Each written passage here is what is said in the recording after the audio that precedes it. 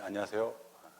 프라임 법학원에서 국제법을 담당하고 있는 이만복 변호사라고 합니다. 오늘은 제 3순환 2024년도 외교관 후보자 시험 대비 3순환과 관련된 3순환 국제법과 관련된 오리엔테이션을 갖다가 오리엔테이션을 미리 한번 좀 여러분들한테 알려드리고 싶은 게 있어서 강의를 찍게 됐어요. 보시면 3순환 오늘이 이제 보면 3월 16일이에요. 3월 16일인데 뭐 당장 내일부터 시작하는 건 아니고 3순환 일정을 학원 측에 물어봤더니 4월 22일 월요일부터 5월 23일 목요일까지 총 28회에 걸쳐서 3순환 일정을 잡아놨었는데 제가 이제 이 오리엔테이션 강의를 갖다가 3월 16일 잡고 한 달 훨씬 이전이죠. 진행하는 이유는 첫 번째 4월 20일 3순환 강의에 본격적으로 들어가면 이제 여러분들 마음이 급해져요. 진도가 빨리 나가야 되는 거죠. 그래서 4월 22일 시작하는 3순환 강의 때는 별대 OT 강의 없이, 물론 간략하게 5분 정도 소개 강의를 하겠죠. 별대 OT 강의 없이 바로 진도에 나가기 위해서 미리 이제 OT 강의를 갖다가 이제 찍게 되는 거고, 또 두 번째 보면 뭐 몇 분들이 3순환 강의 진행 방식, 3순환 강의 이제 진행 방식에 대해서 문의를 해오더라는 얘기예요. 문의를 해가지고 이걸 갖다가 이제 보면 뭐 일일이 개별적으로 답변하는, 뭐 지금까지 개별적으로 답변했긴 했는데 개별적으로 답변하기보다는 이게 OT 강의를 통해 가지고 총괄적으로 답변을 드리는 것이 더 합리적일 거라 해가지고 이렇게 OT 강의를 찍게 됐어요. 그래서 오늘의 그 OT 강의의 핵심적인 주제는 뭐냐면 국제법 3순환 일정 갖다가 어떻게 구성하는가, 그것이 이제 핵심적인 어떤 주제라고 생각하시면 될 것 같다는 얘기예요. 가장 중요한 것이 이제 보면 강의 목표겠죠. 강의 목표. 3순환 강의 목표는 뭐냐면 그냥 다 해요. 모든 걸 다 한다. 예를 들어서 이제 시험을 위해서 필요한 것이 뭐냐면 주요 쟁점 정리겠죠. 주요 쟁점 정리를 해야 되는 거고, 그 다음에 이제 판례를 해야 되는 거고, 그 다음에 이제 실제 사례를 해야 한다는 얘기예요. 요 세 가지를 해야 될 뿐만 아니라 플러스 뭐냐면 통합 논술이에요. 통합 논술 무시하면 안 된다는 얘기예요. 국제법만 따져도 통합 논술의 배점이 60점, 70점이죠. 35점씩 하면 70점이 될 수도 있다는 얘기죠. 그래서 결국 뭐냐면 국제법은 단순한 논문형 시험으로서 100점이 아니라 통합 논술까지 합치는 170점이라는 얘기예요. 이 170점을 커버하기 위한 강의로서 3순환을 진행하겠다는 얘기죠.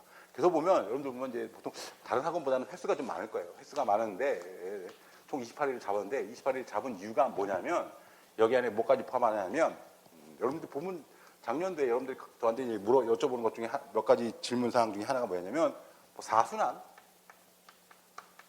이게 모의고사죠. 모의고사반을 진행하느냐, 뭐 이것도 이렇게 물어보시고, 그 다음에 통합논술이죠. 통합 논술 강의 갖다가 별도로 진행하냐, 이걸 물어보시더라는 얘기예요. 그래서 이제 통상 이런 것들을 갖다가 이제 합쳐서 모의고사 시험이나 통합논술 강의 합쳐서 보통 이제 4순환으로 설정하고 있는 또 학원도 있는 것 같아요. 근데 저는 기본적으로 이제 4순환을 별도로 안 하죠. 안 하고 5월 23일 끝나고 나면 시험이 이제 한 달 남았나? 한 달 좀 넘게 남았구나. 미친 듯이 외워야 돼요.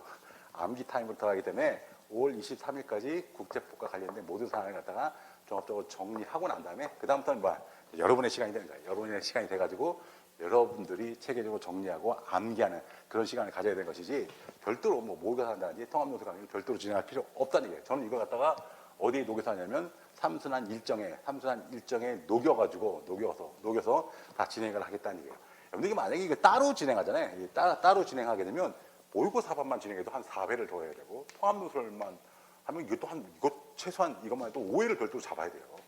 최소한 9회 이상의 별도의 시간을 내야 되는데 굳이 지금 5월 말, 6월 초에 이렇게 할 실익이 있을까라고 생각이 들어요. 그래서 저는 애초에 3순환 일정 안에 요 모의고사와 통합론을 함께 진행했다는 얘기예요. 그럼 별도로 진행하는 것하고 그럼 함께 통합해서 진행하는 것하고 무슨 차이가 있냐? 차이가 많습니다. 왜냐하면 예를 들어서 이제 4순환 모의고사를 별도로 진행하게 되면 그 쟁점을 별도로 설명을 해야 돼요.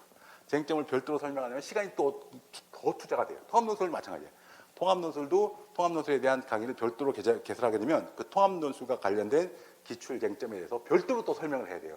그럼 시간이 더 많이 나고요. 그런데 만약에 삼순환 안에 요 모의고사하고 통합논술을 갖다가 통합논술을 같이 함께 포함시키면 쟁점을 한번 설명을 한 다음에 그 파생된 문제를 갖다가 모의고사로 보는 것이고 파생된 기출쟁점부터 통합논술을 갖다가 함께 검토를 하게 되면 훨씬 더 시간이 효율적으로 정리가 될 수 있다는 얘기죠. 정리될 수 있다. 그 다음에 공부하는 게 별거 없다는 얘기죠. 한번 쟁점을 때려놓으면 그것과 관련된 사례나 판례나 통합논술 관련 쟁점을 한꺼번에 정리를 해야지만이 우리 수험생들 머릿속에 체득이 되는 것이지 이걸 분리해버리면 또 골치 아파져요. 또 골치 아파진다는 얘기예요. 함께 약간 그 이순환 강의를 갖다가 통상적으로 한 5회 정도 더 늘린 거죠. 3회에서 5회 정도 더 늘려가지고 함께 사순환에 진행될 모의고사하고 통합논술을 통합해서 운영한다는 얘기예요. 그래서 28회가 됐다는 얘기예요. 그 다음에 제가 이제 아마 광고 나가면 필요시 2회가 들어가는데 이렇게 모의고사, 종합적인 모의고사하고 통합논술 함께 강의하려면 혹시나 28회로 부족한 건 아니야? 그래서 필요시 2회 보강을 한다고 했어요. 보강. 근데 요즘 제 주특기 중에 하나가 진도를 잘 뽑아요. 필요시 안 할 가능성이 높다는 게 28회로도 충분히 제가 의도했던 삼순환 강의와 관련된 일정을 다 끝낼 수 있을 거라고 전 확신하고 있다는 얘기예요. 그래서 이제 보면 또 두 번째 주제가 뭐냐면 강의 교재겠죠. 강의 교재인데 이 강의 교재는 크게 보면 4권 있어요. 4권. 첫 번째가 뭐냐면 실전 국제법 정리라는 쟁점 정리 교재예요. 쟁점 정리 교재인데 이건 이제 혹시나 지난번 작년도 하반기 때죠. 하반기 때 1.9순환 수업을 들었던 분들은 이제 제가 이거 한번 예고를 해드렸어요. 제가 이제 기존에 사용했던 교재는 쟁점 정리 교재, 그냥 핵심 쟁점 정리 교재인데 학생들이 열심히 외우더라고요. 이거보다 이걸 갖다 약간 업그레이드 시킨 거죠. 업그레이드 시켜가지고 좀 편제를 바꿨어요. 좀 가독성 높은 편제로 바꿔가지고 이 교재를 지금 쓰고 있어요. 거의 다 썼어요. 아마 내일 모레쯤이면 다 쓰지 않을까 생각해요. 그래서 실전국제법 정리로 해가지고 가독성 높게 편제를 해가지고 별도로 책으로 출간할 거예요. 근데 내용은 기존에 있는 쟁점 정리하고 한 70%는 거의 동의할 거예요. 70% 동의한다는 얘기예요. 요것이 이제 쟁점 정리 교재로 사용되는 것이고, 그다음에 두 번째로 이제 보면 그 사례형 문제죠. 사례형 문제인데 사례형 문제는 두 가지가 있어요. 하나가 뭐냐면 지금 출간됐어요. 출간했는데 책 제목이 기출문제 1, 연도별 기출문제 풀이가 하나 있고, 그다음에 아마 이틀 전인가 3월 14일 날 나왔는데 기출문제 2가 있어요. 기출문제 2가 있다는 얘기예요. 이 기출문제 1은 뭐냐면 2013년도죠. 2013년 외교관 후보자 시험이에요. 외교관 후보자 시험 문제를 다 연도별로 풀었어요. 연도별로 풀었다는 얘기예요. 연도별로 푼 문제가 바로 기출문제에 해당한다는 얘기죠. 아마 이걸로 제가 이순환 때 강의를 진행한 바가 있어요. 그다음에 두 번째 기출문제 2는 뭐냐? 제가 이제 작년도 삼순환 때는 진짜 사례형 중심으로 해가지고 강의를 진행했어요. 그때 이제 몇몇 학생들이 사례 문제가 좋긴 좋은데 그걸 프린트물로 나눠주니까 보기가 너무 불편하다. 그래서 책으로 좀 내달라. 오히려 학생들 입장에서 보면 뭐야?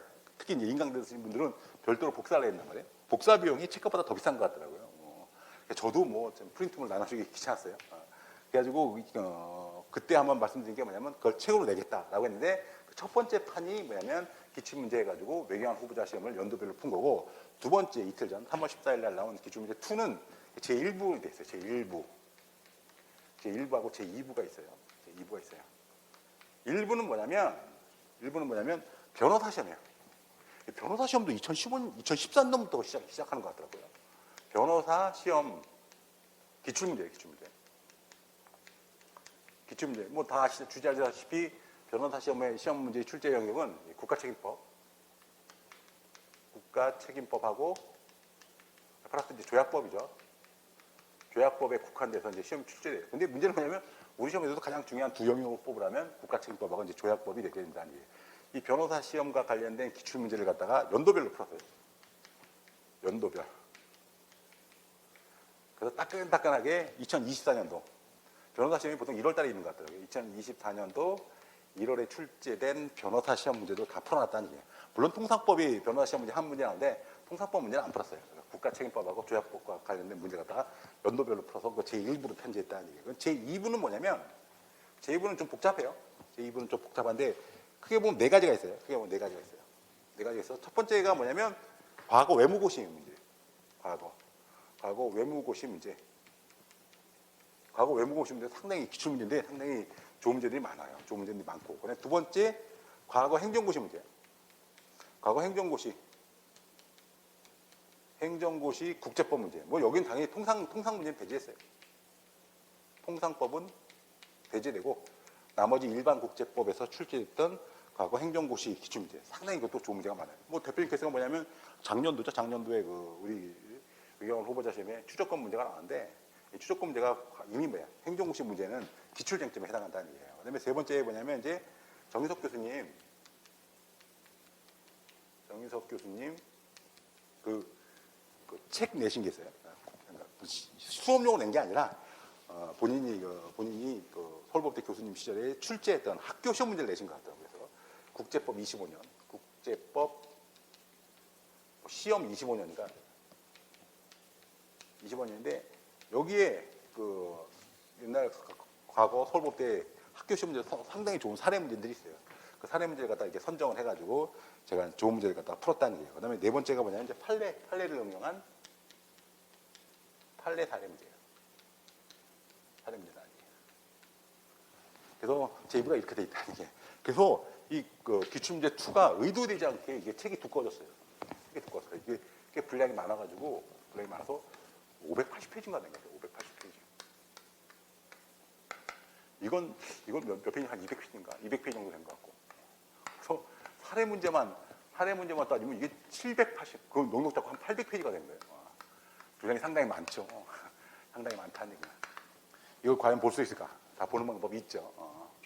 그래서 여기서 사례형 문제 갖다가 이제 대비하도록 해가지고 두 문제죠. 기출문제 1, 기출문제 2 이걸 통해 가지고 사례형 문제를 갖다가 다 정리할 수 있도록 했다는 얘기예요. 그다음에 세 번째가 뭐냐면 세 번째가 이제 아까 말씀드린 통합논술이죠. 통합논술과 관련된 건데 이 통합논술과 관련된 것은 사실 통합논술이 여러분들 뭐 공부하기 되게 힘들어하는데 가장 공부하기 쉬운 게 통합논술이에요. 통합논술. 왜냐하면 공부할 게 별로 없어요. 공부할 게 별로 없다는 게 뭐냐면 쟁점은 따로 공부할 필요 없어요. 통합논술과 관련된 쟁점은 따로 공부할 필요 없이 그냥 여기서 뭐 제 교재로 따지면 실정국제법 정리를 갖다 충분히 공부하면 그것과 관련된 통합논술 쟁점들도 웬만한 게 다 정리가 돼요. 그래서 결국 통합논술은 뭐만 공부하면 되냐면 그냥 기출문제만 보면 거예요. 기출문제. 그래서 기출문제를 통해서 통합논술 답안 작성 방법이죠. 통합논술 답안 작성 방법을 갖다 습득하면 된다. 별도의 쟁점을 공부할 필요가 전혀 없다는 얘기예요. 여기 보시면 이제 보면 작년에 합격한 친구 중에 학생이 있어요. 저랑 아주 친해요. 그래야 그 친구한테 명의 사용을 허락을 받았어요. 내가 너의 이름을 수업 시간에 언급하겠다. 걱정하지 마시고 언급해달라라고 해가지고 듣는데 이 학생이 그 이전에, 그러니까 재작년이죠. 재작년에 이제 시험을 봤을 때 떨어졌어요. 떨어졌는데 아깝다. 평균 2점 차죠. 한 총점 10점이 모자란 것 같아요. 10점이 모자란 것 같았는데 그래서 국제법을 상당히 잘 봤어요. 그래가지고 이제 즐거운 마음에 이제 저한테 찾아왔어요. 찾아와가지고 이제 상담을 쭉 했죠. 상담을 했는데 보니까 경제학 점수가 약간 좀 못 나오고 국제법하고 국제정책을 잘 보고 통합논술도 뭐 그냥 그저 그렇게 시험을 봤어요. 그래서 방향성을 잡는데 보통 이제 다른 분들 같으면 경제학을 열심히 해서 경제학과 합격하라 이러는데 저는 그렇게 권하지 않았어요. 제일 중요한 건 누가 뭐래도 통합논술이다. 통합논술 두 과목만 점수만 올리면 그냥 무난하게 안정적으로 합격한다. 그래서 아마 그러니까 재작년 가을쯤에 그 친구를 만나가지고 통합논술 기출문제 한번 써보라고 하세요. 그래서 써서 나한테 내라고 그랬어요. 나한테 내라고 했다니. 근데 이 친구가 약속을 잘 지키더라고. 잘 지켜가지고 12월 초가 되니까 통합논술과 관련된 기출문제를 연도별로 다 풀어서 나한테 제출했어요. 아주 훌륭한 친구죠. 약속을 갖다 한치 오차 없이 다 지켰으니까. 근데 그 친구가 올해 이제 시험을 봤는데 아주 고득점을 합격했어요. 고득점을 합격했는데 고득점을 합격했는데 그 고득점을 합격하게 된 결정적 계기가 뭐냐면 이 통합논술 두 과목이에요. 통합논술 두 과목. 이 통합논술 두 과목이 둘 다 70점대 초반인가 받았어요. 합격자 평균보다도 과목당 10점 이상이 받은 거죠. 그러니까 합격자 평균보다도 두 과목 합치면 20점 이상이 받은 거예요. 20점 이상. 근데 이 친구가 인터넷에 글을 자주 쓰거든요. 되게 솔직한 성격을 가진 친구예요. 그래서 잘 쓰는데 우연치 않게 인터넷에 글 쓴 거 읽어보니까 두 과목 합쳐서 40점이 올라갔다. 그러니까 한 과목당 20점이 올라간 거죠. 그럼 게임 끝나는 거야. 게임 끝나는 거야. 게임 끝난다는 거야. 뭐 시험 볼 것도 없죠. 뭐 통합논술에서 10점 차로 떨어지니까 총점 10점 차로 떨어진 사람이 통합논술에서만 40점 올렸다. 그럼 뭐 떨어질 수가 없는 것이죠. 근데 이제 그 친구가 그 합격 수기에 보면 뭐라고 써놨냐면 통합논술은 별도의 자료를 보지 않았다. 그냥 기출문제를 중심으로 해가지고 열심히 분석을 했다. 맞아요. 제가 그렇게 욕을 했거든요. 그래서 별도의 자료 없이, 즉 별도의 자료 없이 그냥 기출문제를 열심히 읽고 기출문제를 해체하고 재구성하는. 그래서 통합논술과 관련된 제시문을 읽고 해체하고 재구성하는 그러한 훈련을 계속하면 되는 거예요. 그러니까 문제집이 공부 자료가 되는 거야. 문제집 공부 자료가 되는 것이고 이 실제 지식이죠. 뭐 국제법이면 국제법이고, 그다음에 경제학이면 경제학이고, 그다음에 국제정치학이면 국제정치학이고, 실체 지식이 올라가면 올라갈수록 자기가 제시문, 통합논술과 관련된 제시문을 갖다가 분석해서 해체하고 재구성하는 능력이 올라가는 것이요. 바로 그것이 이제 통합논술과 관련된 공부 방법이고 가장 쉽게 점수를 올릴 수 있는 것이 바로 통합논술이라는 얘기예요. 그런데 원래 이 통합논술과 관련된 것들은 제가 이제 작년에는 별도로 강의하고 삼수한테는 바쁘다 보니까 그냥 강좌로 열어드렸다는 얘기예요. 그걸 들어가더니 학생들이 뭐 마음이 급해서 그런지 안 듣더라. 거의 많이 안 듣더라는 얘기예요. 안 듣더라. 그래서 안 되겠다 싶어가지고 통합논술과 관련된 강의를 갖다가 애초에 그냥 삼수나 안에 일정 안에 집어넣어버리자는 얘기예요. 집어넣어버려가지고 제가 이제 작년에 쓴 기출문제 해설이거든요. 작년에 쓴 기출문제 해설인데 이거 갖다 다시 저도 한번 읽어보려고요. 다시 한번 읽어봐서 다시 써가지고 수업 시간에 이건 프린트물이에요. 이 실정국제법 정리하고 그다음에 사례형 문제 이거는 이제 이미 책으로 출간됐고 실정국제법 정리는 곧 출간될 예정이고 요 사례형 문제는 이미 출간돼 있고 그다음에 통합논술과 관련된 기출문제 해설은 뭐 이미 작년에 썼던 기출문제 프린이 있는데 그거 갖다 다시 한번 제가 검독을 하면서 다시 재구성을 한번 해볼까 하는 얘기예요. 재구성을 해보면서 저도 이제 생각을 다시 한번 작년에 이제 처음으로 통합논술 강의를 했으니까 제 생각도 좀 이게 러프했겠죠. 그걸 갖다가 이제 다시 한번 통합논술을 어떻게 해체하고 재구성할 것인가를 고민하면서 저의 고민 과정을 이렇게 수업 시간에 담아가지고 기출문제를 한번 해설해 보도록 하겠다는 얘기예요. 그래서 제가 국제법과 관련된 작성한 통합논술 답안을 참고를 해가지고 여러분들만의 독특한 통합논술 답안 작성 방법을 체화시켜야 돼요. 체화시켜야 된다는 얘기예요. 가장 중요한 것은 외교관 후보자 시험에서 가장 중요한 것은 경제학이 아니에요. 경제학이 아니라 결국은 통합논술을 잘 보면 뭐 시험에 떨어질 수가 없다. 그래서 통합논술까지 포함하고 그다음에 이제 네 번째가 이제 판례인데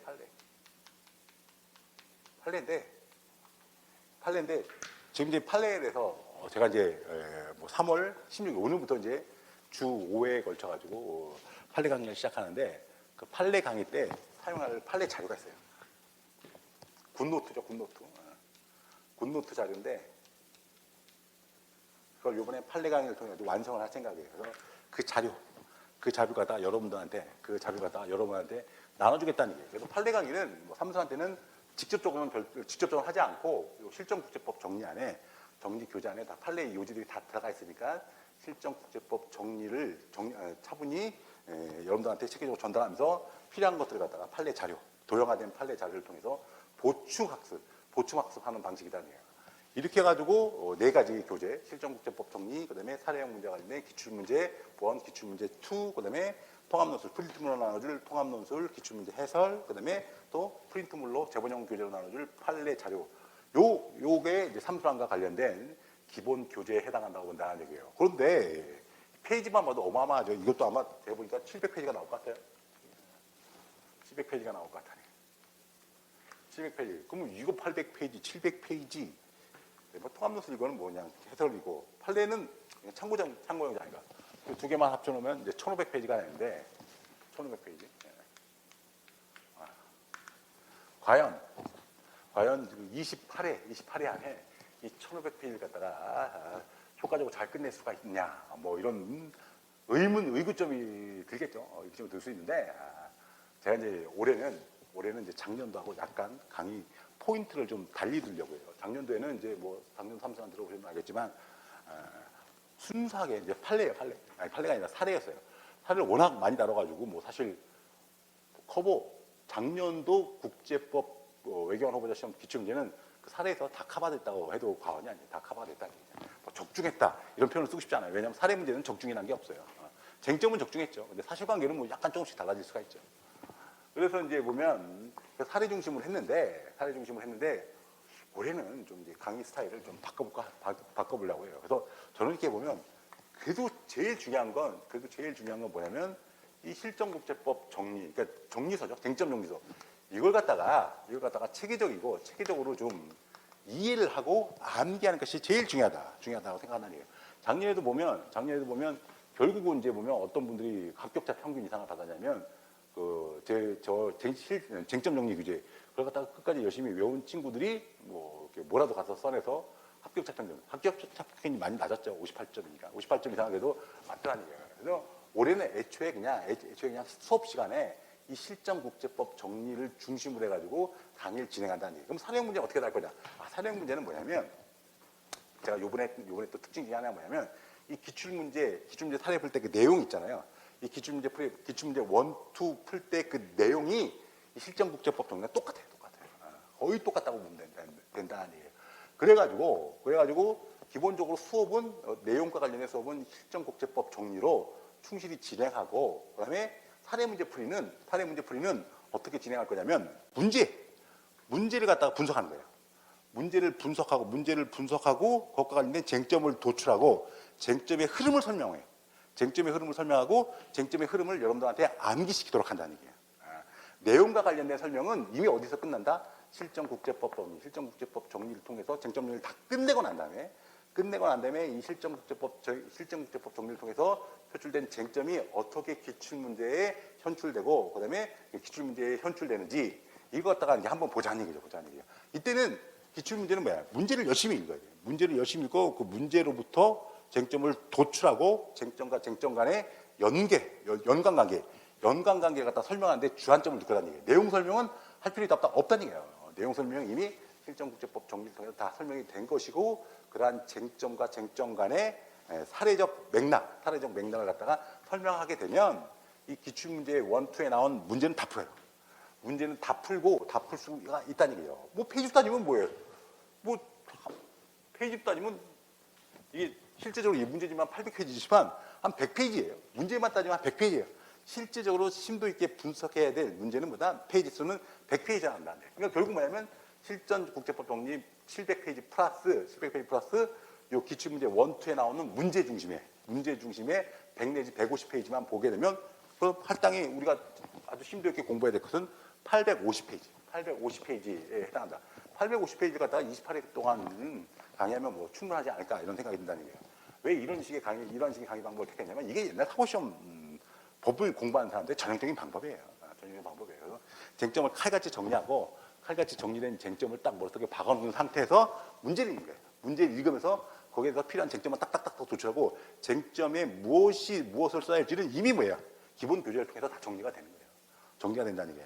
여러분들도 마찬가지예요. 여러분들도 이제 집에 가서 만약에 이제 예를 들어서 그날 수업이 진행됐다는 거예요. 수업이 진행되면 네 가지 교재를 중심으로 이제 수업이 진행이 되겠죠. 그럼 예를 들어서 이게 700페이지란 말이야. 700페이지인데 총 28회면 하루에 몇 페이지가 나온 거예요? 하루에 30페이지? 30도 안 됐구나. 25에서 30페이지란 말이야. 그럼 실정국제법 정리를 갖다가 하루 진도가 30페이지란 말이에요. 그럼 30페이지를 갖다가 집에 가서 복습한다는 얘기예요. 그러면 30페이지 복습하는데 보통 한 3시간 정도 걸린단 말이야. 3시간 정도 걸리고 복습하고 난 다음에 그 다음에 뭐야? 나머지 사례형 문제죠. 사례형 문제 갖다가 보통 하루에 뭐 한 10문제 이상 풀어야 되겠죠. 10문제 이상 풀면 문제 중심 보면 10페이지란 말이야. 10페이지 문제를 갖다 계속 읽으면서 거기서부터 목차 잡는 훈련을 하게 되면 이것도 10문제도 뭐냐면 1시간 반에서 한 2시간 정도가 돼요. 1시간 반에서 한 2시간 정도가 됩니다. 따라서 만약에 수업이 진행되면 이 수업과 관련된 복습은 한 5시간이면 충분하지 않을까 이렇게 생각한다는 게 5시간이면 충분하다는 얘기예요. 그러면 나머지 시간 뭐 하냐? 나머지 시간은 여러분들이 이제 보면 여러분들이 부족한 과목들 있죠. 저는 이제 부족한 과목을 뭐라고 권유하라고 싶냐면 역시 통합노트를 하라고 싶어요. 그러니까 통합노트를 이제 제 수업 시간에는 국제법과 관련된 통합노트를 다루지만 이미 여러분들은 이미 그 국제법 시즌이 들어가면 경제학과 국제정책을 다 끝낸단 말이에요. 그러면 이 국제법 시즌 중에 통합논술과 관련해 가지고 경제학 통합논술, 그다음에 국제정책 통합논술을 끝내버리는 게 좋아요. 그래서 5월 23일자가 딱 되면 뭐가 완성되어 있었냐면 통합논술과 관련된 경제학, 국제법, 그다음에 국제정책과 관련된 통합논술이 어느 정도 완성이 돼 있어야 돼요. 완성이 돼 있다는 얘기예요. 그래서 통합논술을 털어버려야 돼. 털어버리고 나서 5월 23일부터 시험 보는 그날까지 국제법, 국제정책, 경제학과 관련된 기본적인 암기사항 있죠.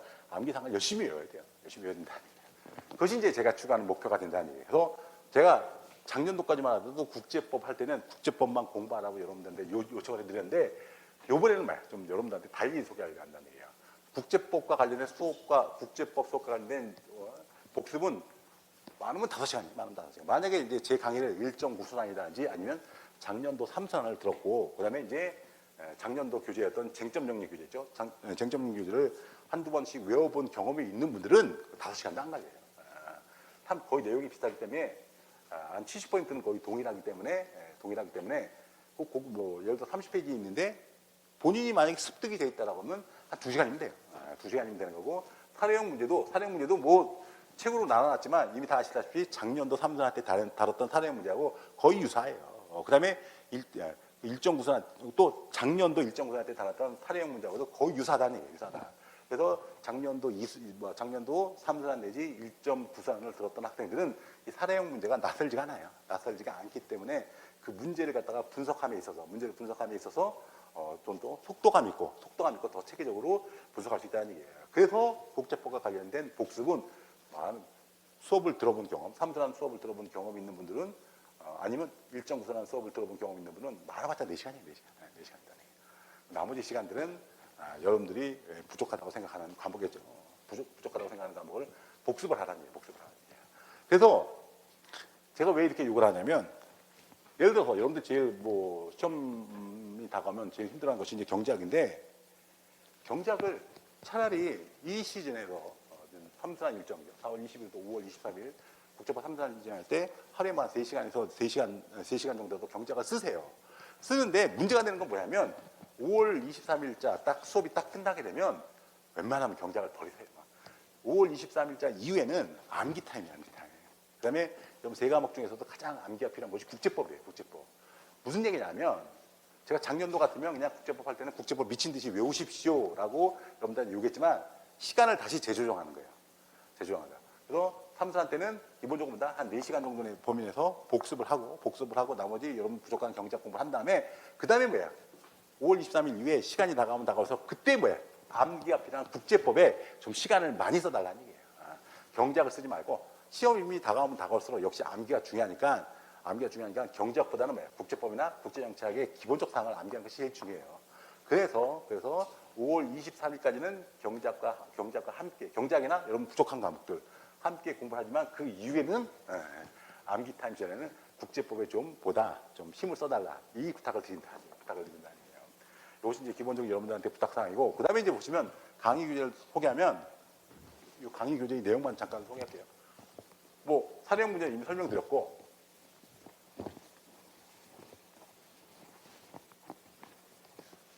사례형 문제는 설명드렸고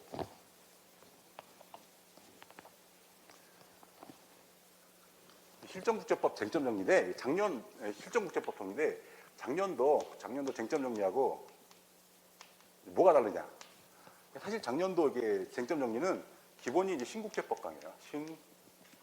신국제법 강의에다가 이제 플러스 이제 판례, 플러스 김대중 교수님이 국제법론이에요. 국제법론.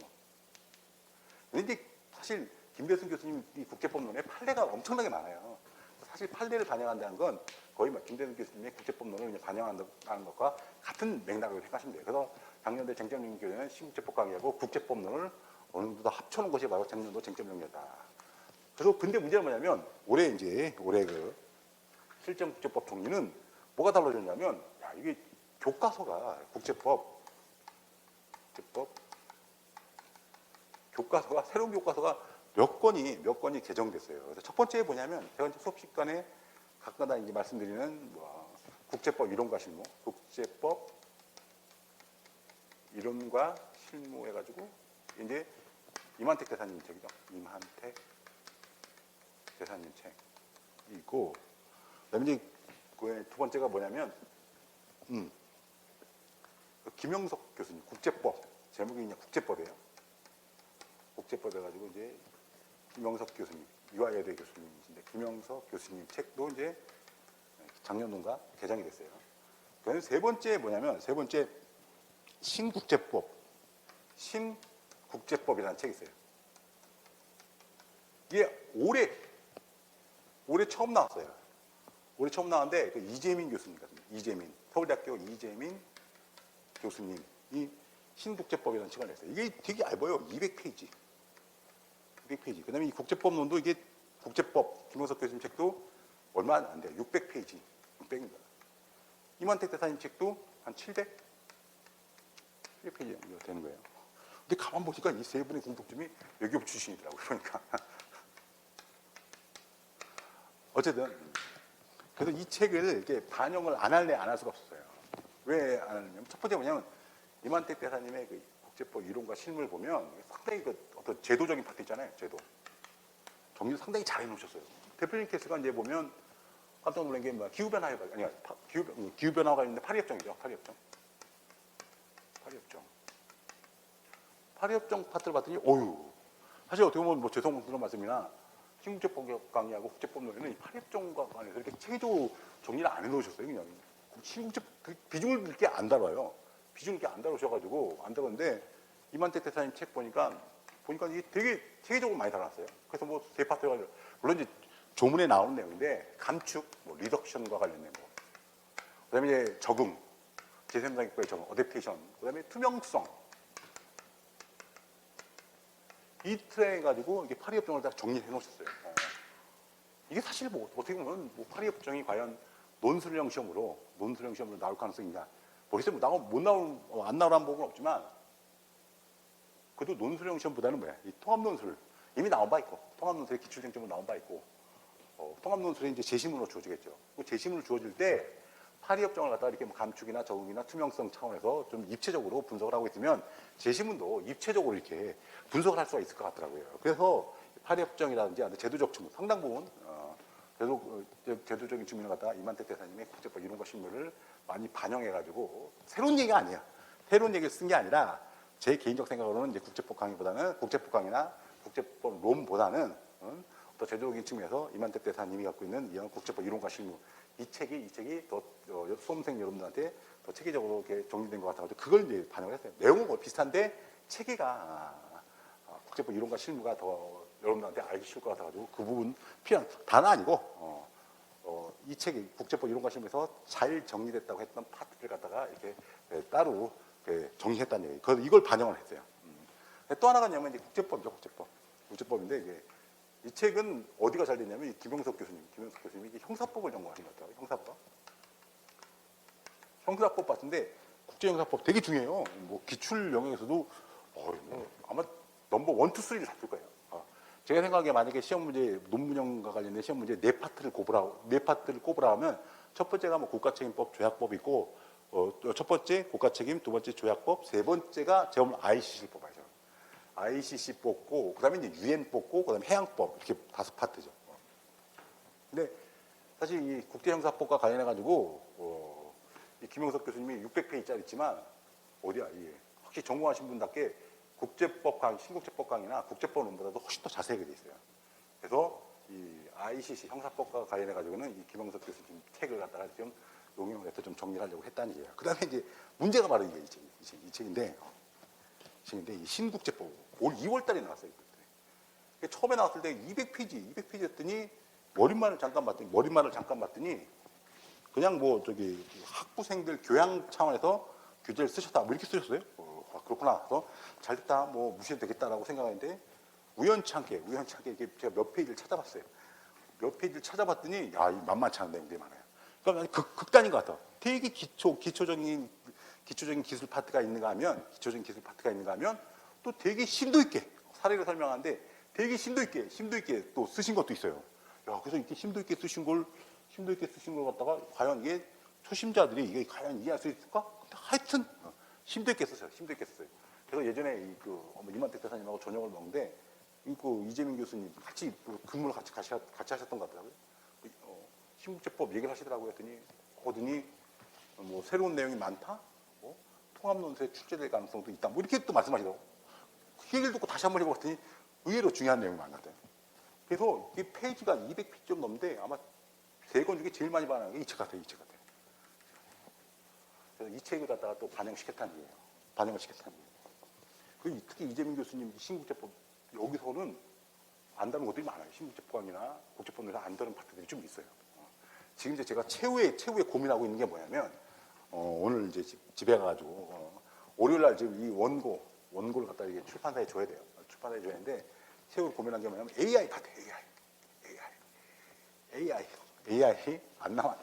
신국제법에 살짝 나와 있어요. 근데 뭐 그걸 통해서 이해는 불가능한 거죠. 국제법도 제 기억으로는 잘 안 나오는 것 같아요. 근데 이 AI 파트가 한 10페이지 이상이 될 것 같아요. 두 파트에 나눠서 10페이지 이상 기술이 돼 있어요. 이게. 야, 그래서 이걸 갖다가 이게 집어넣어야 될지가 이제 고민하는 얘기예요. 집어넣을까? 아니면 별도로 필터물로 제공할까? 이것이 고민이다. 그래서 하여튼 과거 쟁점 정리 교재에 새롭게 출간된 국제법 이론과 실무, 그다음에 국제법, 그다음에 신국제법 이걸 이렇게 반영을 하다 보니까 30%가 늘어났다는 얘기죠. 나중에 이 책을 한번 보세요. 이 책을 보면 제가 각주에 달아놨어요. 어디 책 참고 다 달아놨으니까 괜히 집어넣은 게 아니다라고 느끼시게 될 거예요. 그래서 이 파트가 한 30% 정도가 더 추가됐다는 얘기예요. 그래서 충분히 모르겠어요. 이게 저기 논문형 시험, 우리 국제법 논문형 시험으로는 출제 가능성이 희박하지만 통합문서 시험 문제로는 충분히 나올 수 있는 쟁점들을 아주 체계적으로 잘 정리를 해놨다는 얘기예요. 물론 이건 예외예요. 형사법은 논문형 시험이 나오겠죠. 그래서 이렇게 해서 실전국제법 정리를 만들었다는 얘기예요. 이거 갖다가 체계적으로 정리하고 암기하는 것이 삼수상 강의대 기본적인 목표다. 그다음에 AI 혹시나 뭐 이 OT 강의를 미리 들으신 분들, AI가 뭐지? 솔직히 제가 여러분들한테 AI를 강의할 자격이 되냐? 나보다 여러분들이 난 AI 뭔지 몰라. 오늘 집에 가서 한번 읽어보려고 그래요. 근데 이제 제가 이제 여러분들한테 한번 그 책 이재민 교수님의 그 신제법을 한번 읽어보라고 이렇게 그러니까 뭐 사는 것도 방법이고 아니면 독서실에서 빌릴 수도 있잖아요. 독서실에 빌릴 수도 있는데 일단 독서실에 빌려가지고 다 읽으라는 게 아니라 AI 파트만 살짝 보면 살짝 봤는데 솔직히 무슨 얘기인지 모르겠어요. AI 파트가. 그러니까 법리적으로 어려운 게 아니라 법리적으로는 되게 쉬워요. 국가책임법에 따라서 막 판단을 한단 말이야. 그래서 국가책임법에 따라서 AI를 통해서 뭔가 공권력을 행사했을 때 뭐 기속성이 있는 데인가 얘기하는데 그래서 책임법 조문을 쭉 비교해가지고 쭉 해서 판단을 하게 되는데 뭐 법조문은 되게 평범하지만 AI가 뭔지 제가 약하다네요. 집에 가지고 제가 이제 일요일 AI가 뭘까 공부 좀 하려고요. 제가 삼성전자 주식을 또 최근에 좀 사놨어요.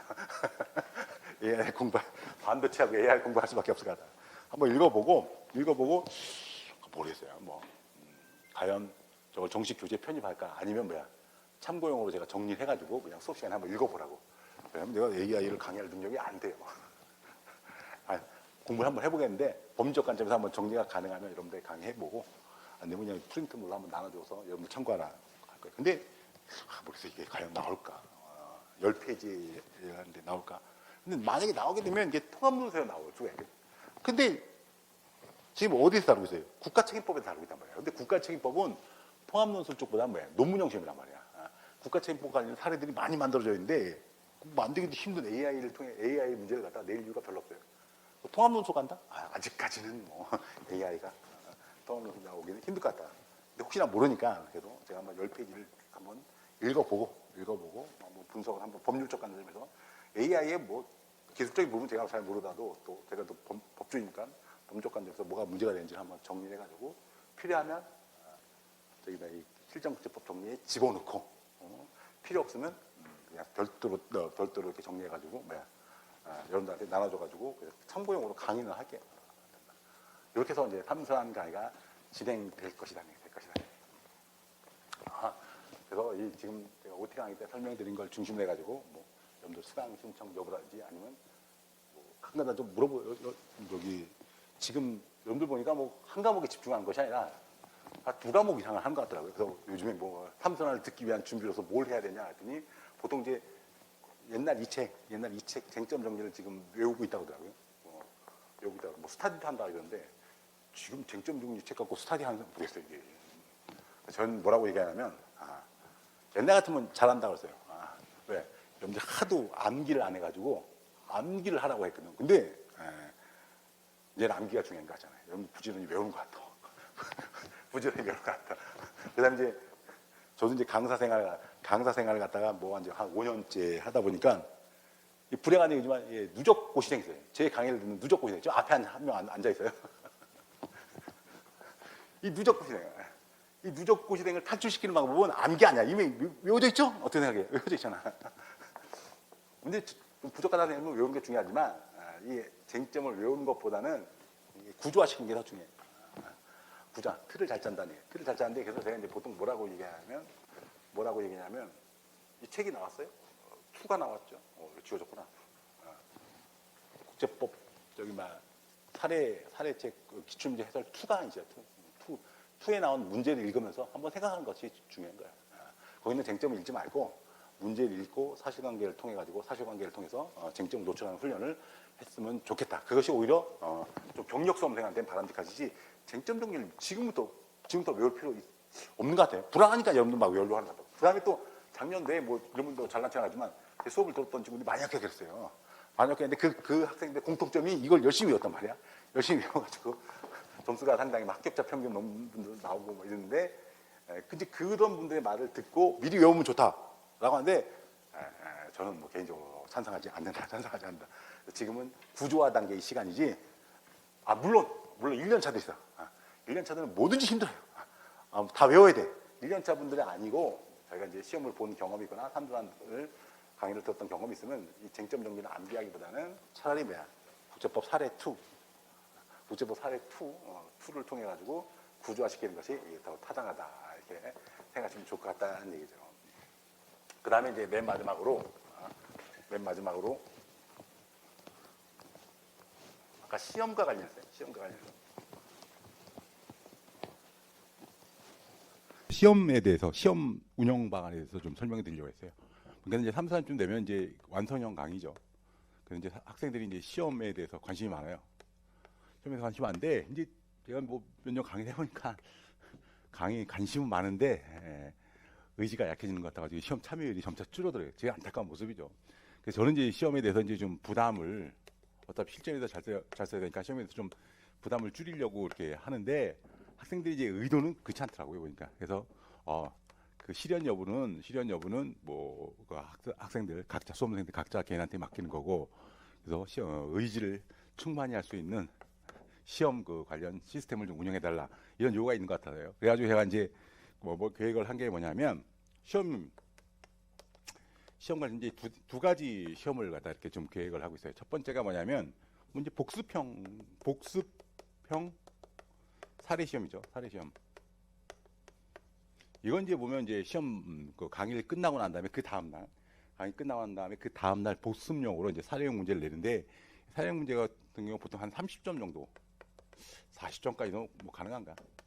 하여튼 뭐 보통 3점이 많겠죠. 30점 중심으로 해가지고 복습형 사례 시험을 내는 거예요. 그래서 이거는 그 전날 복습을 좀 얼마나 충실히 했는가를 갖다 테스트하는 시험이에요. 그래서 이것부터 이제 이런 시험은 보통 이제 월요일부터 이제 그 금요일까지 보려고 그래요. 금요일까지 주 5회가 되는 거죠. 주 5회가 되는 거고 또 하나가 이제 뭐냐면 저는 이제 뭐 실전형 시험이라고 이제 좀 명칭을 붙이고 싶은데 그러니까 토요일 날 보려고 그래요. 토요일 날인데 이제 토요일 날 100점짜리인데 토요일 날 수업을 해야 되죠. 그래서 보통 이제 토요일 날 같은 경우는 이제 수업을 어떻게 운영할 거냐면 토요일 날 1시에 수업을 시작을 해가지고 그다음에 이제 한 5시까지 끝나는 거죠. 5시경에 끝나고 나면 이제 수업이 끝나는 거예요. 그 대신에 이제 토요일 날은 3점짜리 시험이 없는 거예요. 그리고 나서 이제 한 30분 휴식을 하고 나서 5시 30분부터 한 2시간에서 한 3시간, 2시간 반이겠죠. 6시 반, 7시 반, 8시까지 이제 100점짜리 시험을 보려고 그래요. 100점짜리 시험을 보려고 한다는 얘기예요. 그럼 저녁을 언제 먹냐? 저녁은 샌드위치 사갖고 먹는 거예요. 예전에 보면 제가 이제 사법연수원을 다닐 때 보면 전 나이 들어가지고 이제 사법연수원을 다닌 케이스인데 사법연수원 만다 보면 이제 우리 어린 학생들이 사법연수원 시험이 보통 이제 한 10시부터 6시까지 시험을 보는 거 있어요. 오전 10시부터 오후 18시까지죠. 그래서 8시간 시험을 봐요. 8시간 시험을 봐요. 뭐 8시 넘긴 것도 있을 것 같은데 하여튼 8시간 시험 보는데 학생들이 이제 보면 그 시험을 잘 보려고 점심을 휴대를 해와요.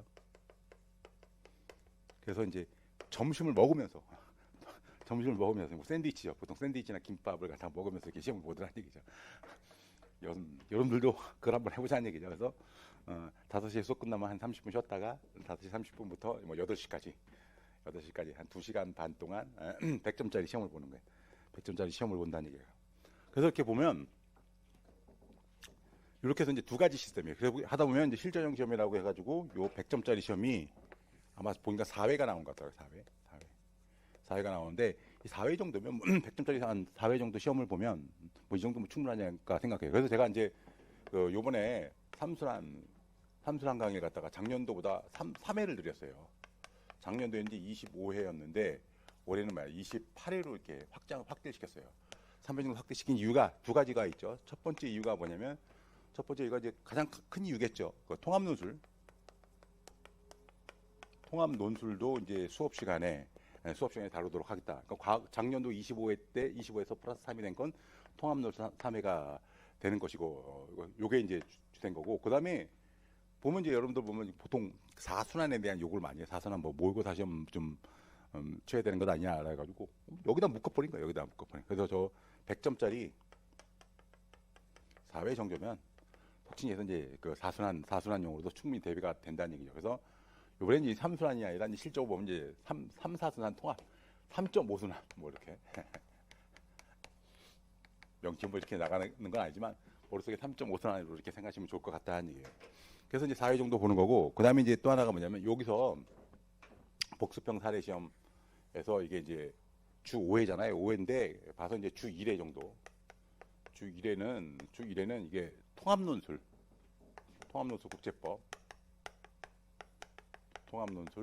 국제법 시험 문제 출제 그러니까 그건 기출문제. 이건 통합논술 문제는 만들 수가 없어요. 만들 수 없기 때문에 그냥 기출문제가 제일 좋고 만들 수도 없고 만들 필요도 없고 통합논술은 OT 때 말씀드렸지만 결국 통합논술은 기출문제만 제대로만 분석하면 별도의 참고자를 볼 필요 없어요. 오히려 별도의 참고자를 보는 게 낭비다니까. 그래서 자기가 이제 어떤 실체 지식을 차곡차곡 쌓아나가면서 그것을 바탕으로 해가지고 기출문제에 갖다 이렇게 체계적으로 분석하는 것이 제일 효율적이고 제일 고득점에 이르는 효과적인 방법에 해당한다 본다니. 그렇게 해서 보면 이제 시험이 이 정도만 되면 이제 충분하니까 이렇게 생각을 해요. 그런데 이제 보면 여러분들한테 한 가지 또 부탁드리고 싶은 게 뭐냐면 여러분들 시험에 관해서 너무 이렇게 점수에 관해서 이렇게 목매는 것 같아요.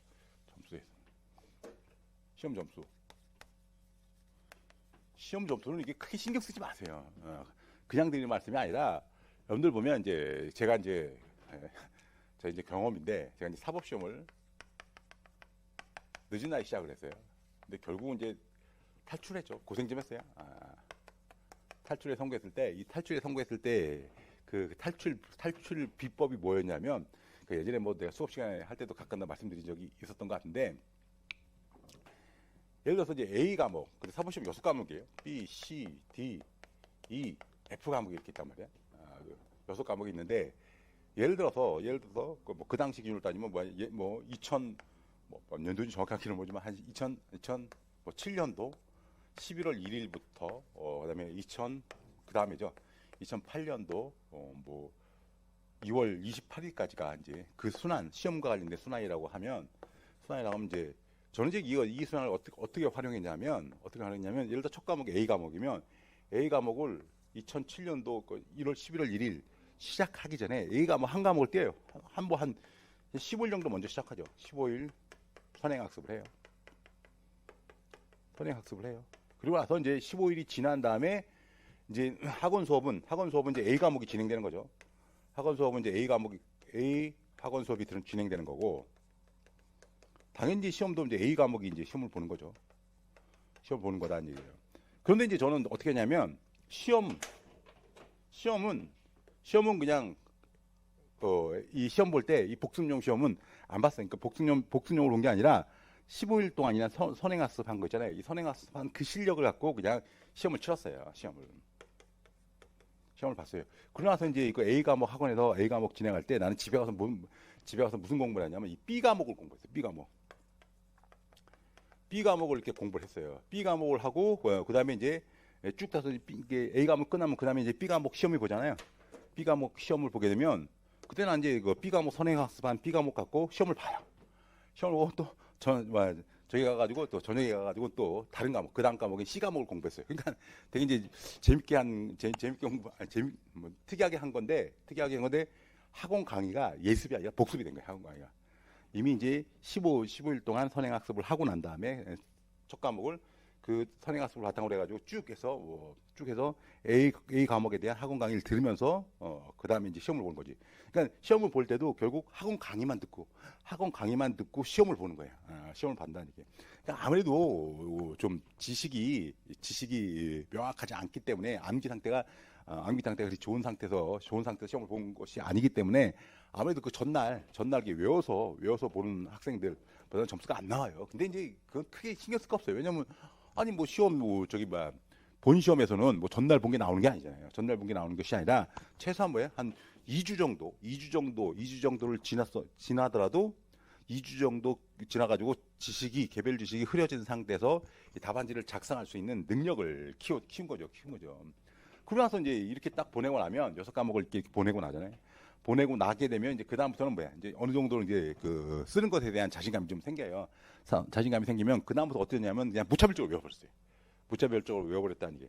그래서 제가 이제 여러분들한테 요번에 제 이제 수업 진행과 관련해 가지고 이걸 좀 권고하고 싶어요. 권고하고 싶은 게 뭐냐면 근데 여러분들이 선행학습을 안 했으니까 좀 이제 문제가 되는데 예를 들어서 이제 그 수험 경험이 좀 있는 친구들, 있는 수험생들, 특히 이제 저랑 같이 이제 뭐 2년째, 3년째 만나는 친구들, 2년째는 괜찮은데 3년째는 이제 3년째만 만나면 제가 죄인 같아요. 뭐 제가 잘못해가지고 계속 떨어지는 것 같다는 생각도 드는데, 그래서 이제 3년째 되는 학생들한테 2년차, 3년차 되는 학생들한테 이게 좀 권유를 하고 싶은 건 뭐냐면 이제 복습형 사례형 시험이거든요. 이 복습형 사례형 시험인데 이 복습형 사례형 시험 볼 때 예를 들어 이제 제가 진도를 나가잖아요. 진도를 나가면 이제 수업을 듣고 나서 집에 가가지고는 복습을 하지 마세요.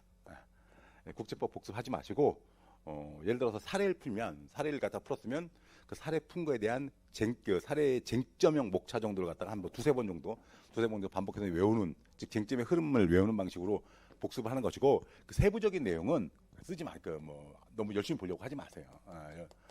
이건 2년차, 3년차 수험생들한테 얘기하는 거예요. 그리고 나서 이제 좀 지식이 불명한 상태에서 시험을 보는 그런 습관을 한번 들여보라는 얘기예요. 그럼 나머지 시간 뭐 하냐? 나머지 시간에는 이제 보면 여러분들이 이제 부족하다고 생각하는 과목들이 있거든요. 부족하다고 생각하는 과목들인데 이 국제법 시즌 때면 이제 시험이 한 달 반, 2달 정도, 길게 보면 2달이고 뭐 짧게 보면 얼마 안 남은 거죠. 아직까지는 암기를 할 시점이 아니에요.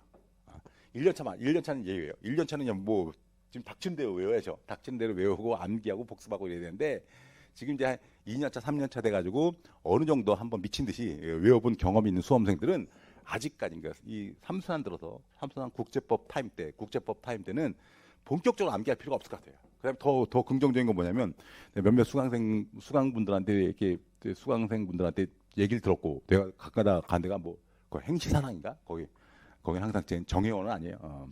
정혜원 아닌데 제목만 볼 수 있죠. 그러니까 저기 1차 끝나고 나가지고 이게 암기 스타디를 하더라는 얘기예요. 암기 스타디를 하더라는 얘기예요. 그래서 보니까 여러분들 보니까 이제 어느 이제 여러분들 공부 습관이 하루에 한 과목을 공부하는 것이 아니라 하루에 두 과목, 세 과목을 공부하시는 스타일인 것 같더라고요. 그래서 아마 이제 보면 이게 국제법 시즌쯤 되면 상당수 수험생들이 한 번쯤 이게 암기를 시도했다든지 아니면 그 이전에 공부 경력이 2년차, 3년차 돼가지고 암기를 해본 경험이 있으면 암기 때문에 떨어지는 않아요. 암기 때문에 떨어지는 않기 때문에 이 삼순환 수업 때는 기본적으로 다시 한번 국제법과 관련된 특히 사례형 문제와 관련된 쟁점 구도를 짜는 훈련을 좀 해야 될 것 같아요. 쟁점 구도를 짜는 훈련을 좀 해야 되는 것 같고 그다음에 거기에 맞춰가지고 여러분들의 사고도 쟁점과 관련된 구조화 작업을 할 필요가 있다는 얘기예요.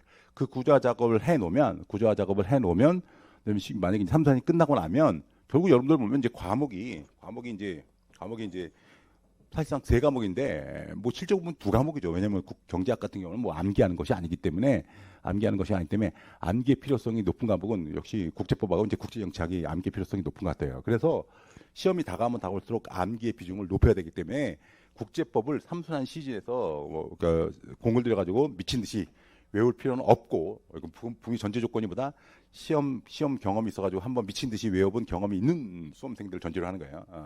없고 이 국제법 시즌 때는 저랑 같이 이제 수업을 나가면서 사례형과 관련된 쟁점을 구조하는 작업을 하고 그다음에 남는 시간에는 여러분들이 이제 부족한 과목들이죠. 보통 이제 보면 부족한 과목이라고 하면 여러분들 보면 통상적으로 경제학을 많이 하더라고요.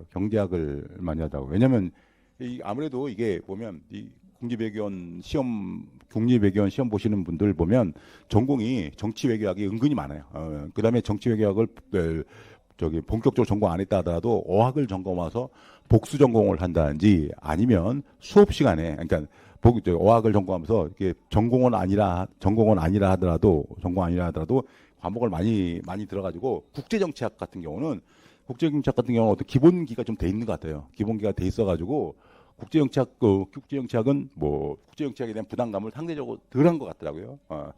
근데 거꾸로죠. 경제학 전공하신 분들이 국제정치학을 부담스러워하는데 하여튼 어학이라든지 국제정치학을 전공하신 분들은 상대적으로 이 경제학이 좀 부담스러워하는 것 같다는 얘기예요. 그래서 삼수한 때 들어서 가지고 저랑 같이 이제 국제법을 하시는 분들은 복습하는데 별로 시간이 안 걸릴 것 같아요. 보니까 이렇게 하면 사례의 쟁점과 관련된 기본적인 훈련만 하면 아마 집에 가서 복습하는데 많이 걸려봤자 2시간 정도밖에 안 걸릴 것 같아요. 2시간 정도밖에 안 걸리고 그다음에 또 하나 뭐냐면 혹시나 이제 제가 이제 쟁점 정리를 쭉 해드릴 텐데 쟁점 정리 중에 자기가 이제 모르는 전혀 새로운 이슈가 나온다든지 아니면 자기가 오해하고 있던 것 그 파트만 보면 돼요. 그 파트만 보게 되면 아무리 길게 잡아도 이 복습하는데 한 3시간밖에 안 걸려. 그럼 이제 수업 한 4시간 듣고 복습하는데 3시간 듣고 하면 7시간 남는 거고. 그럼 나머지 이제 공부 열심히 하시는 분들은 12시간씩 하시는 분도 계시니까 최소한 4시간 정도, 평균적으로 4시간 정도는 이제 다른 과목에 투자할 수 있지 않을까 해가지고 다른 과목에서 이제 보면 여러분들이 좀 부족하다고 생각하는 경제학 문제를 푼다든지 이런 식으로 접근하면 좋지 않을까 생각해요.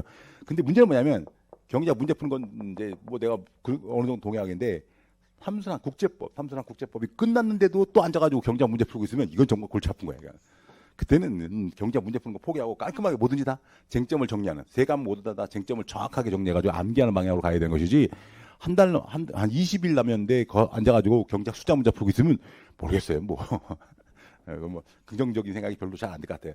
그래서 삼순환 시즌에 이제 부족했던 경제학 문제를 갖다가 함께 풀고 다만 국제법 삼순환이 끝나고 난 다음에는 이제 암기 중심으로 좀 수험 스타일을 변경시킨 것이 좋지 않을까 이런 생각을 한다는 얘기예요. 그다음에 이제 보면 시험과 관련해서 보면 이제 사례형 문제를 보면 이것도 마찬가지. 이건 특히 이제 요 부분이에요. 요 부분. 실전형 시험 같은 경우는 이건 이제 보면 그냥 기본기로 보는 거예요. 기본기. 본인의 기본기. 본인의 기본기라는 게 무슨 뜻이냐면 진도와 무관하게 보겠다는 거죠. 진도와 무관하게 보겠다는 거죠. 그래서 시험 문제 어떻게 구성할 거냐면 한번 살짝 설명드린 바가 있는 것 같은데 예를 들어 뭐 한 50점에서 이제 60점이죠. 60점은 이제 우리 국가책임법하고 이제 조약법에서 내는 거죠. 책임법에서 내는. 그러니까 첫날부터, 그러니까 그 첫 주부터 국가책임법하고 조약법 안 들어갔지만 50점에서 60점짜리 국가책임법하고 조약법 문제를 낼 거예요. 그 문제는 뭐 지난 한번 설명드린 것 같은데 로스쿨 변호사 시험 이제 국제법 문제죠. 국제법 문제고 그다음에 이제 나머지 한 40점대죠. 40점은 이제 제가 이제 이렇게 판단을 해가지고 판단해서 시험에 논문형 시험에 좀 나올 수 있는 가능성이 있는 파트. 예를 들어 뭐 해양법, 그다음에 UN 뭐 이런 것들이죠. 그다음에 이제 ICJ 관련 파트들. 그다음에 환경법은 아무래도 저기 좀 통합논술 쪽으로 가깝고. 그래가지고 섞어가지고 제가 이제 100점짜리를 낼 테니까 이거 100점짜리 낼 테니까 이건 정말 뭐야 기본기로 봐야 돼. 기본기로 봐야 되는 거야. 기본기로 보자는 얘기죠. 혹시나 뭐 이걸 좀 더 잘 보고 싶으신 분들은 뭐 본인이 이제 정리하고 있던 국가책임법하고 조약법의 요약자를 먼저 한번 살짝 보고 나서 그다음에 이제 시험을 보는 거고. 그래서 이제 본래의 진도도 제가 한번 말씀드린 바 있는데 이 국가책임법하고 조약법을 갖다 맨 끝에 할 거예요. 맨 끝에. 그래서 한 28위 잡아놨는데 맨 끝에 한 6회 정도, 6회에서 7회 정도, 6회 정도에서 7회 정도를 갖다가 국가책임법과 조약법에 할 거니까 할 테니까. 만약에 이제 시험과 관련해 가지고 만약에 이제 좀 더 점수를 잘 보고 싶으면 본인이 정리하고 있던 국가책임법과 조약법 문제 쟁점을 정리하는 거죠. 쟁점을 정리하는 것 같아요. 그다음에 또 하나 뭐냐면 제가 이제 여러분들한테 좀 부담을 좀 암기에 대한 부담을 줄여주고 싶은 게 뭐냐면 돌파하는 게 이거잖아요. 이거. 요 시험 100점형 시험에서 이제 법전 휴대 가능. 뭐 법전 휴대 가능. 이게 이제 변호사 시험이 그런 것 같더라고요. 변호사 시험이 범위가 이제 국가책임법하고 이제 조약법인데 이 법전을 줘요. 법전, 조약법하고 책임법 초안을 법전을 준다는 얘기예요. 법전을 휴대해가지고 암기에 부담 없이 사안의 쟁점을 정확하게 쟁점 도출하고 그다음에 여기서 이제 사안포섭까지 하는 거죠. 사안포섭. 요걸 한번 도입해 볼까 생각 중이다. 그래서 50점짜리 두꺼운 법정 갖고 오시면 안 되고 나머지 40점은 이제 혼자 암기 상태로 한번 풀어보려고 하고 그다음에 이제 책임법하고 조약법은 이제 법전을 휴대해 가지고 그 암기에 대한 부담을 줄이면서 쟁점과 사안포섭을 하는 그쪽 방향으로 한번 훈련을 여러분들한테 유도해 볼까 이렇게 생각 중이에요. 여러분들 보면 이제 법전을 휴대하면 더 쉬울 것 같죠? 되게 어려워요. 네, 법전 보고 사법시험도 옛날에 법전 주었지만 이 법전을 갖다가 그대로 뺏기면 한 글자도 안 틀리고 그대로 뺏기면 시험 떨어져요. 법전을 압축해서 정리하는 게 되게 중요하다. 그래서 보면 여러분들 법전을 보면서 여러분이 갖고 있는 법전을 보면서 한번 그 법전의 내용을 압축하는 능력도 한번 테스트할 겸 해가지고 법전을 이렇게 휴대하는 방식으로 하도록 했다는 얘기예요. 요게 이제 제가 이제 시험과 관련된 운영 계획이다는 얘기. 이렇게 하고 나면 보면 이렇게 하고 나면 이제 보통 이제 수험 경력이 좀 있었던 학생들은 이제 그 3차원이 끝나고 난 다음에 이제 본격적으로 이제 암기 타임을 가지면 어떤 그 사례 문제와 관련된 쟁점을 제대로 구조화시켜 놓은 상태에서 다시 한번 사례 문제에 대한 쟁점을 구조화시켜 놓은 상태에서 거기다 채워넣을 내용을 미친 듯이 이제 암기를 하는 거죠. 그런 방법이 이제 오히려 이제 수험 경력이 있는 2년차, 3년차 수험생들한테는 도움이 되지 않을까 뭐 이런 생각을 했어요. 그래서 이런 방법으로 좀 시험을 유도해 볼까 생각했어요. 1년차들은 어떡하냐? 1년차들은 제 기본 원칙은 그냥 생각나는 대로 미친 듯이 외워야 되는 거예요. 생각나는 대로 미친 듯이 외우고 또 외워야 된다는 얘기예요. 그런데 이제 2년차, 3년차들은 그런 방법을 탈피해서 좀 사례 문제에 대한 쟁점을 구조화하는 방향으로 학습 방법을 좀 유도해 볼까 이렇게 생각 중이다는 얘기예요. 만약에 1년차 분들도 본인들이 이제 내공이 된다고 하면 제 수업 일정 고순환과 관련해 가지고 복습을 충실히 하고 판례 쟁점도 정확하게 좀 정리하고 있다라고 하게 되면 2년차, 3년차 못지않게 이 방법을 그대로 따르는 것도 방법이에요. 근데 제 개인적 판단은 좀 힘들지 않을까. 순수한 1년차 수험생들은 힘들지 않을까 이런 생각을 해요. 그래서 하여튼 이렇게 해서 삼순환을 갖다가 운영하면 지금까지 제가 이제 강사 생활하면서 이렇게 출제 경향에 비춰볼 때 크게 이제 무리 없이 여러분들 이제 시험 현장에서 도움이 되는 방향으로 강의가 진행되지 않을까 이런 생각을 하게 된다는 얘기예요. 예. 어떻게 좀 길어진 것 같은데 하여튼 그 삼수한 선택에 있어서 좀 참고가 됐으면 좋겠다라는 생각이 들었습니다. 예. 또 이제 제가 한 가지 이제 또 추가적으로 설명드려야 될 게 뭐냐면 채점이에요. 채점과 관련해 가지고 이제 보통 이제 뭐 우리 학원가에서는 이제 채점위원이 선임되는 것 같아요. 채점위원이 학원에서 이제 채점위원 선정해 가지고 이제 채점위원들이 이제 채점을 하게 되는데 저 같은 경우는 이번에 이제 어떤 스타일로 채점을 할 거냐면 제가 이제 뭐 학원 용어로 이제 강사 직접 채점이죠. 빨간 글 쓰면 안 되죠.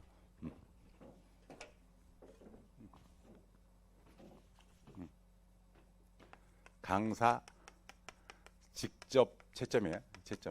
채점인데 뭐 모든 복수평 시험 문제를 제가 다 채점할 수는 없고 제가 이제 설명드린 대로 이제 이 실전형 시험이잖아요. 이 실전형 시험에 대해서는 제가 이제 한번 직접 실전형 시험하고 요 통합 논술이죠. 요 두 부분에 한해서 통합 기출 문제하고 그다음에 이제 실전형 100점짜리 시험에 대해서 이제 제가 직접 채점 한번 해보려고요. 직접 채점을 하려고 한다는 얘기예요. 근데 이제 저는 이제 채점을 할 때 보면 점수 매긴 거 되게 싫어해요. 사실 뭐 점수 엄격하게 채점하면 제가 생각하는 것과 다른 방향의 답을 썼다라고 하면 빵점을 줘야 돼. 빵점을 0점을 줘야 하는데 우리 또 이게 국립외교시험 교수님들이 이렇게 점수를 이렇게 짜게 주는 스타일이 아니신 것 같더라고요. 그래서 객관적인 채점을 제가 알 수 있을까? 전 모른단 말이야. 괜히 그래도 잘못하다 내 주관적 기준에 따라서 엄격하게 채점해가지고 이제 시험 얼마 남지도 않았는데 그 뭐 여러분들 괜히 좌절시킬 필요 없다는 얘기. 그래서 제가 이제 보면 채점을 할 때 보면 코멘트를 좀 하려고 그래요.